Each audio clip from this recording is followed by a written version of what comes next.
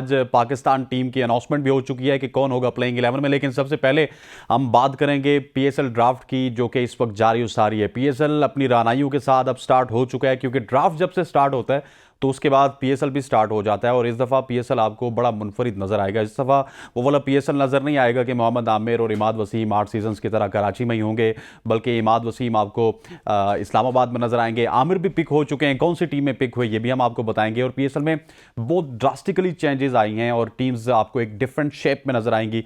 Different management भी change हुई है। मुल्तान की एक और मैनेजमेंट है, कराची की एक और मैनेजमेंट है। पहले अगर थोड़ा सा रिटेंशंस की तरफ चले जाएं, रिटेंशंस आपको बताते हैं कि अगर कराची किंग्स की बात की जाए तो कराची किंग्स के पास कौन कौन से 8 प्लेयर्स मौजूद हैं वो मैं आपको बता देता हूं। कराची किंग्स के साथ डायमंड कैटेगरी में जेम्स विंस मौजूद हैं, उनके साथ हैं हसन अली के साथ अगर गोल्ड कैटेगरी में बात की जाए तो ये भी खबर आपको देता चलूं कि कप्तान बन चुके हैं शान मसूद, जिनको फैसल अकरम के साथ स्वैप किया था कराची किंग्स ने। मुल्तान सुल्तान के साथ शान मसूद, शोएब मलिक और तबरेज शम्सी गोल्ड कैटेगरी में। जबकि अगर बात की जाए सिल्वर कैटेगरी की तो इसमें मीर हमजा हैं और बेहतरीन विकेट कीपर मोहम्मद इखलाक भी अपनी जगह बरकरार रखने में कामयाब हो चुके हैं। अगर इसके अलावा इमर्जिंग की बात की जाए तो कराची किंग्स में मौजूद हैं मोहम्मद इरफान खान। इसके बाद पेशावर ज़ल्मी की बात की जाए, पेशावर ज़ल्मी में साबिक कप्तान बाबर आजम अभी भी मौजूद हैं और ये प्लाटिनम कैटेगरी में। इसके अलावा रोमान पॉल मौजूद हैं, ये भी प्लाटिनम कैटेगरी में। फिर डायमंड की बात की जाए तो सैम अयूब इस कैटेगरी में मौजूद हैं। टॉम कॉलरकैट और टीकेसी को रिटेन किया गया और बड़ी हौसला अफजा खबर है कि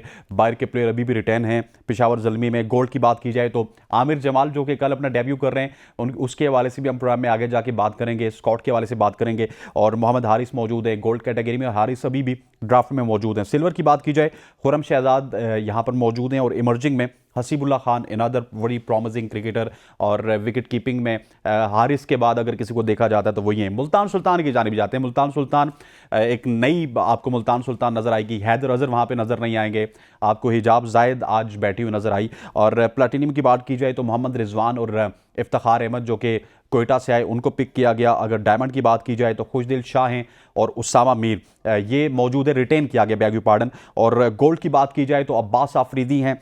सिल्वर की बात की जाए एहसानुल्लाह हैं और इमर्जिंग की बात की जाए तो फैसल अकरम है। When we talk about Islamabad United, हमारे शहर की टीम, उसमें मौजूद हैं प्लैटिनम कैटेगरी में one and only Naseem Shah, उनके साथ मौजूद हैं कैप्टन शादाब खान। अगर बात की जाए डायमंड की, और डायमंड में हमारे पास मौजूद है आजम खान और इमाद वसीम। लेकिन कप्तान जिस तरह आज ड्राफ्ट हुआ, मुझे लगता है कि अब ये पक्का हो चुका है कि शादाब खान ही कंटिन्यू करेंगे इस्लामाबाद यूनाइटेड में।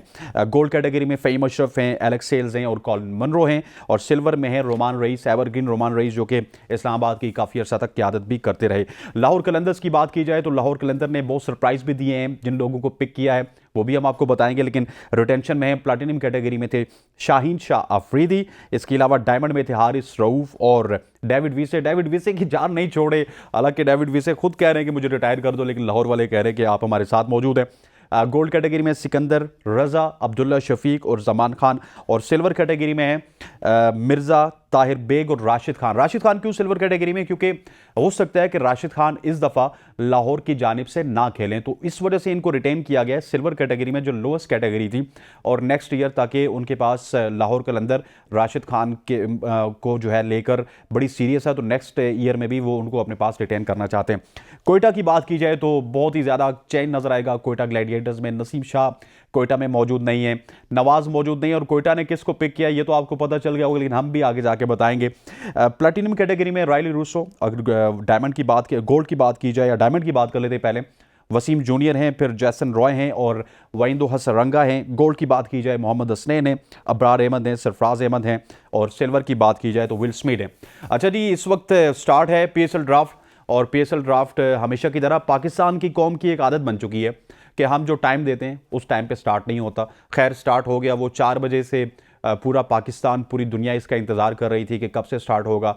और 4:33 मैंने एग्जैक्टली टाइम नोट किया हुआ है जिस टाइम पे हमारा ड्राफ्ट स्टार्ट हुआ। और पहली पिक थी मुल्तान सुल्तान की। मुल्तान सुल्तान ने प्लैटिनियम कैटेगरी में पिक किया है डेविड विले को। और डेविड विले एक ज़बरदस्त बॉलर हैं जिन्होंने हाल ही में इंग्लैंड की जानिब से रिटायरमेंट का ऐलान किया है। और मुल्तान सुल्तान अब देखते हैं कि डेविड विले को किस तरह जो है वो यूटिलाइज़ करेगी, क्योंकि मुल्तान सुल्तान एक अलग शेप में आपको नज़र आएगी। हैदर अज़हर वाली ये मुल्तान सुल्तान नहीं है, ये हिजाब जाहिद वाली मुल्तान सुल्तान है। और हैदर अज़हर इस वक्त कराची के खेमे में मौजूद हैं। और हैदर अज़हर जिस तरह का ब्रेन है, मैं समझता हूँ कि वो कराची के लिए बहुत सारी नई डेवलपमेंट्स लेके आएंगे। कराची किंग्स की बात की जाए तो कराची किंग्स ने प्लैटिनम कैटेगरी में सबसे पहले पिक किया था कैरन पोलार्ड को। उसके बाद उनकी दूसरी पिक थी डेनियल सैम्स और तीसरी पिक थी मोहम्मद नवाज़ की। मोहम्मद नवाज़ जो कि कोयटा को अब खैराबाद कहकर अब आपको कराची में मोहम्मद नवाज़ नजर आएंगे। और ये ठीक से समझ आ रहा है कि इमाद वसीम जब इस्लामाबाद में आए हैं तो उनको एक ना एक स्पिनर की ज़रूरत थी और उन्होंने उसके साथ मोहम्मद नवाज़ को रिप्लेस किया।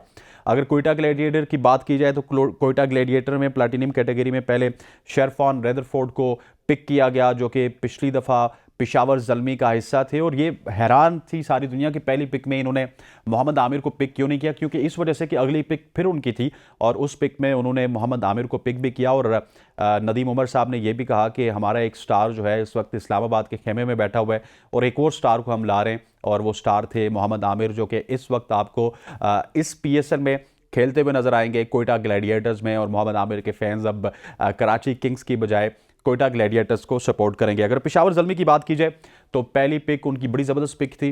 हालांकि अफगानिस्तान के प्लेयर्स को शायद PSL में उस तरह का रेट नहीं किया जाता, लेकिन नूर अहमद एक ऐसे बॉलर हैं जो कि आपको आइंदा आने वाले दिनों में बहुत सारी लीग्स में बड़े लेवल पे नजर आएंगे। नूर अहमद को उन्होंने पिक किया। और फिर लाहौर कलंदर की जानिब से अगर बात की जाए, लाहौर कलंदर की पहली पिक थी और पहली पिक में ही उन्होंने फ़खर ज़मान को पिक किया है। फ़खर ज़मान को ड्रॉप करना उनकी मजबूरी थी, लेकिन अपनी पहली पिक में एक बार फिर फ़खर ज़मान को पाने में कामयाब हुए हैं। और दूसरी पिक बड़ी इंटरेस्टिंग थी कि इस्लामाबाद यूनाइटेड में खेलने वाले रासिफ वनडुसन अब लाहौर कलंदर का हिस्सा होंगे। और लाहौर अभी भी मुझे लगता है कि बड़ा पावर हाउस बनाने के चक्कर में है। शाहीन शाह अफरीदी ऑलरेडी मौजूद हैं, हारिस रऊफ़ वहाँ पे मौजूद हैं, फिर ऊपर से वो ये 2 प्लेयर ले आए, फ़खर ज़मान हैं, रासिफ वनडुसन है, और एक बड़ा पावर हाउस आपको लाहौर देखेगा। इस्लामाबाद की बात की जाए तो इस्लामाबाद का भी नंबर बहुत ही देर बाद आया था, तो जॉर्डन कॉक्स को उन्होंने पिक किया है।